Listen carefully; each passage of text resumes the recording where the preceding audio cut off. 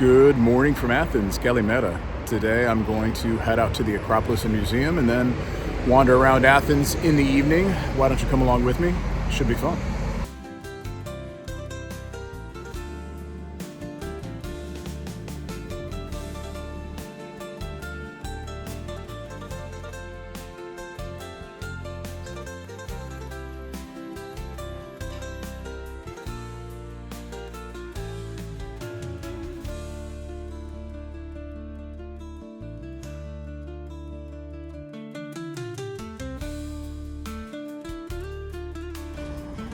Not typically a big breakfast guy, so let's hope this doesn't bite me in the ass, but wow. I can't get over the amount of orange trees, portfolio's, I think oranges, that are all over Athens, just everywhere, street corners, there's an orange tree.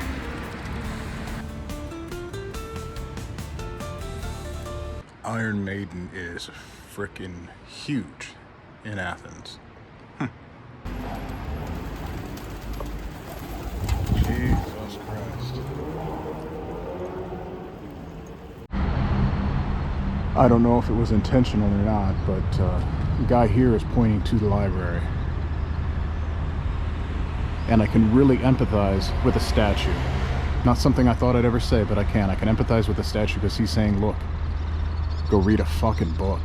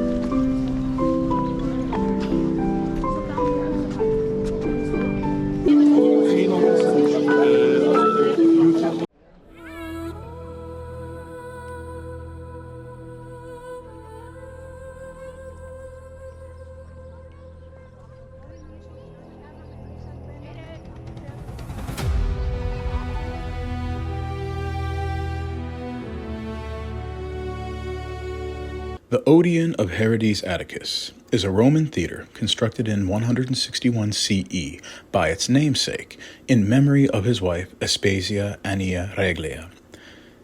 So we don't name it after her, we simply built it for her. Got it. Very male history there, guys. It was restored in the 1950s and is part of Athens Epidaurus Festival, featuring artists like Frank Sinatra, Sting, Andrea Bocelli, and even Sir Elton John have played here.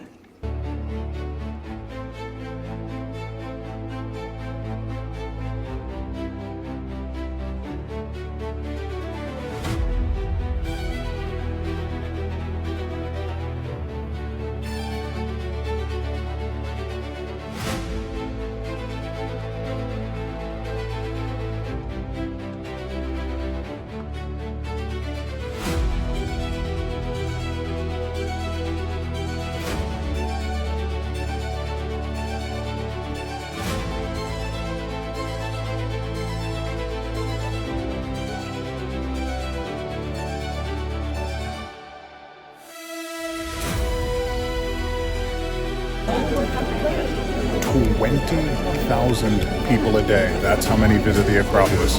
20,000.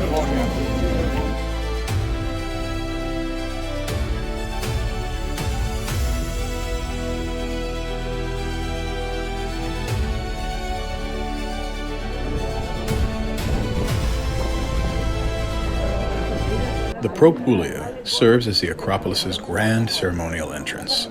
It is a central hall with waiting wings to either side featuring both Doric and Ionic columns.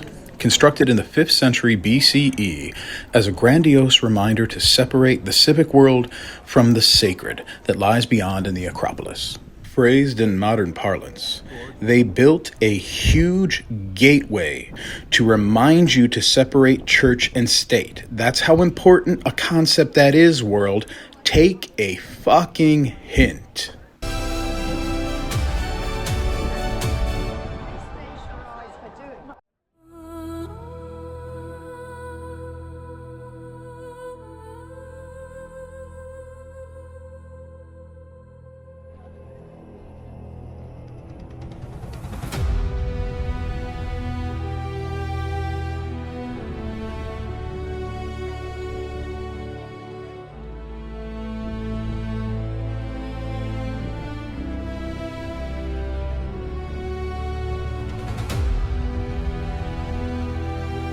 The Erechtheum was built in the early 400s BCE as a shrine to both Athena and Poseidon, but it is most well known for the porch of the Caryatids, maidens, of which the Earl of Elgin so famously looted one in the early 1800s, and which the British Museum still refuses to repatriate to this day.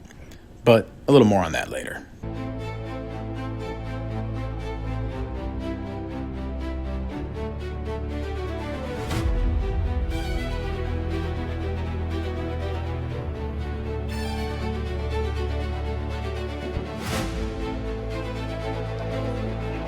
The Parthenon, a temple to Athena, built in the 5th century BCE off the design by architect and sculptor Phidias, measuring around 228 by 101 feet, surrounded by columns, colonnades, friezes, and pediments. Once it was rumored to house a huge statue of Athena made of gold and ivory.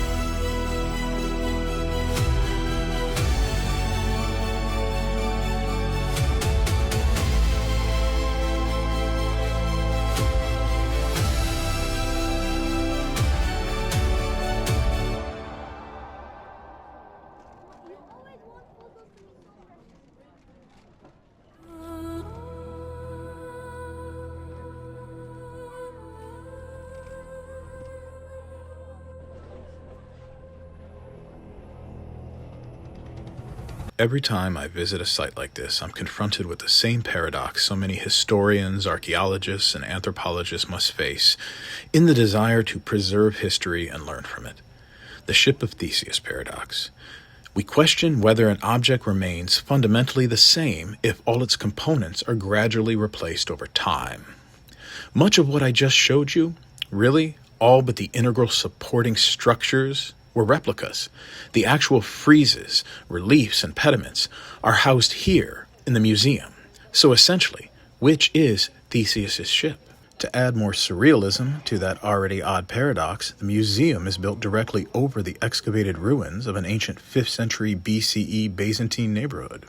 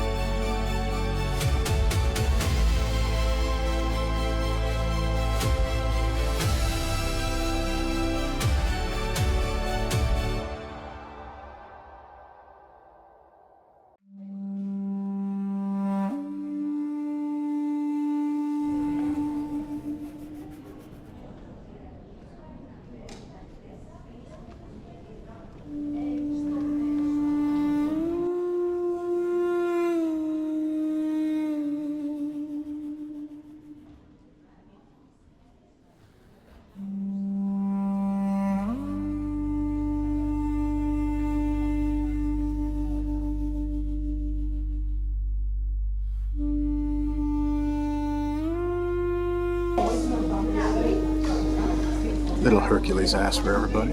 Look at that.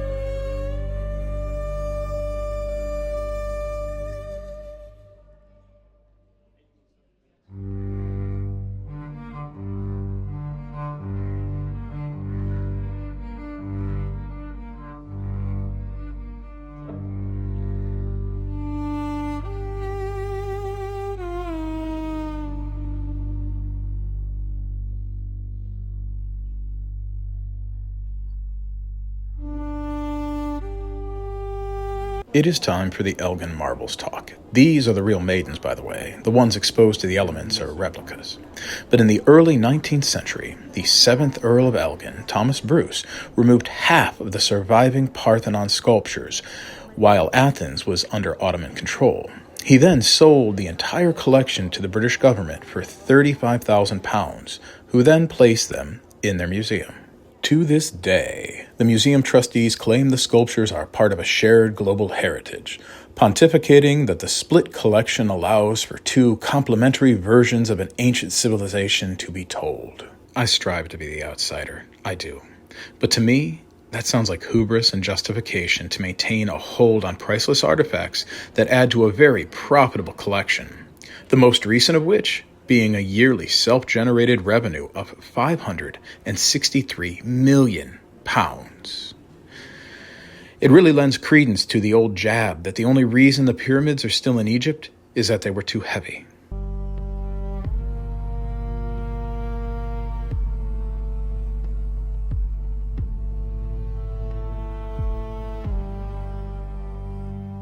Ship 1, sitting proudly upon the hill.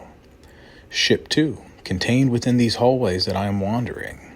And now you know, there is a third partial ship thousands of kilometers away in London. So which is the real Parthenon?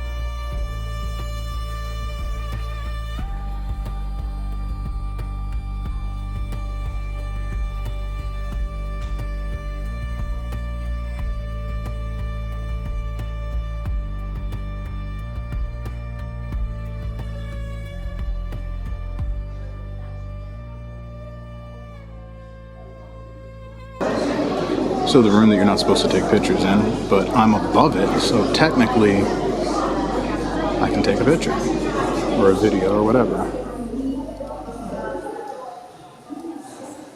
Oh look, aha, taking a picture.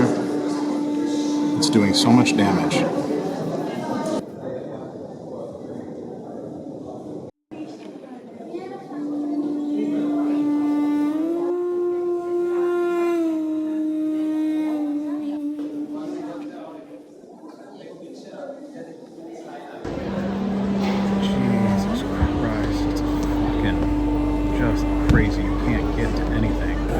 This is, of course, not my first rodeo, as the saying goes, with world-famous museums and UNESCO heritage sites. But man, I tell you, with ones like this, with the Acropolis and the museum, people from all over the world, the tour groups are so disrespectful to the other patrons when you're trying to look at something, you want to get a better detail yourself, and everybody's just like, nope, don't care, I'm here first. And they just walk right in front of you, they push through. It's really fucking annoying, to be honest.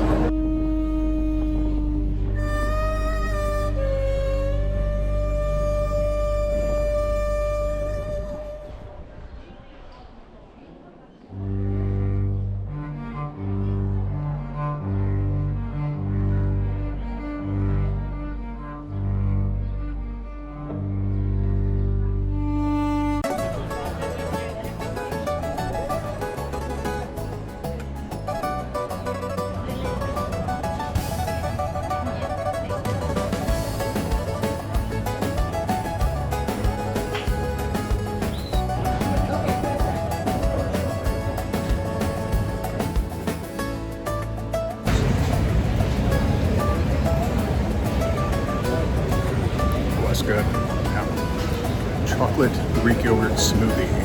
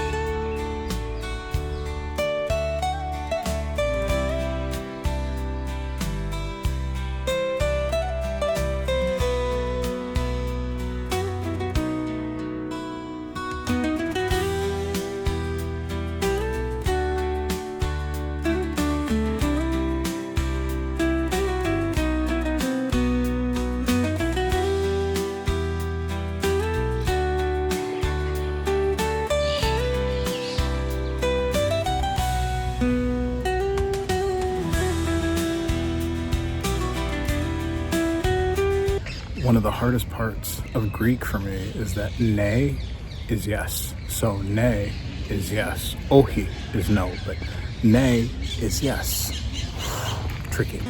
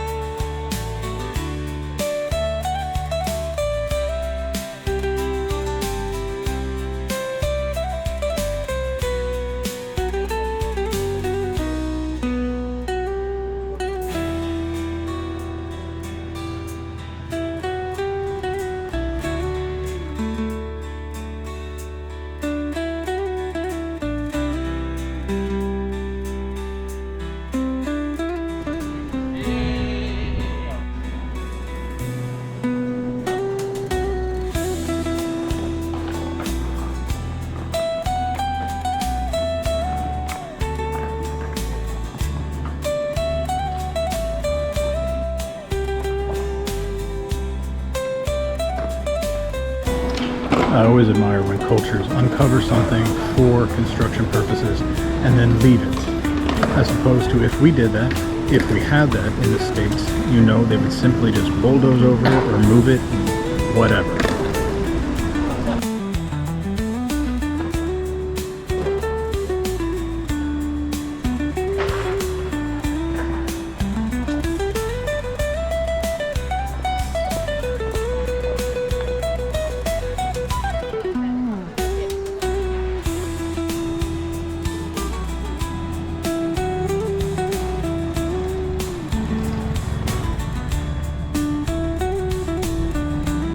Well, that was an interesting day. 20,000 plus tourists at or around the Acropolis, between the site and the museum, sometimes packed shoulder to shoulder, dozens of languages, some of them polite, some of them not so polite. And though that's staggering, it didn't detract from the history of the place. There's something ethereal about that hilltop. You just feel it in your bones, just the weight of time. At least I did. I'm falling in love with Athens. It is a beautiful city. Everybody is really nice. Well, not everybody. There's dicks. Every country's got dicks. But other than that, the dick to not dick ratio is very low. So that's always a good good ratio to have. Why don't you come along and see what I do tomorrow?